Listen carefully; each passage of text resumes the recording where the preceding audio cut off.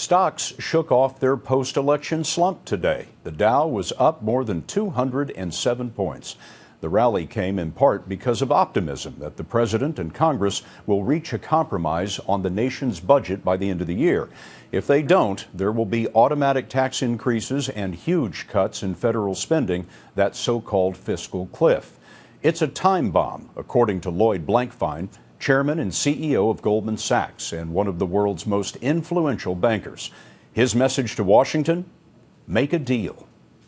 Their job is to make the country function. It's not a winning game, it's a get-along game. Washington playing with fire? Yes. An interview with Lloyd Blankfein is rare as a look inside the Goldman Sachs money machine. He showed us one of 7 trading floors at his Manhattan headquarters. Goldman is Wall Street's most successful investment bank. It had net earnings of $4.4 billion last year.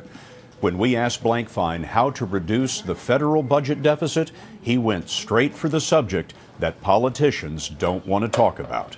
You're going to have to undoubtedly do something to lower people's expectations, the entitlements, and what people think that they're going to get, because they're not going to get it. Social Security, Medicare, Medicaid? Some things, and you could go back and you can look at the history of these things, and Social Security wasn't devised to be a system that supported you for a 30-year retirement after a 25-year career. So there'll be certain things that, the retirement age has to be changed, maybe some of the benefits have to be affected, maybe some of the inflation adjustments have to be revised. But in general, entitlements have to be slowed down and contained. Because we can't afford them going forward? Because we can't afford them.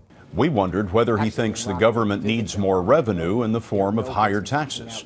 But in the long run, there has to be more revenue. And of course, the burden of that revenue will be disproportionately taken up by wealthier people. That's just logical.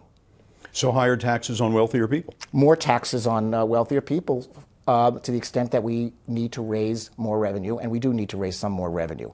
Why is an increase in revenue, in tax money, necessary? Why can't you just cut your way out of the deficit? For sure, certain people in this country wouldn't like the society you would have if you did that.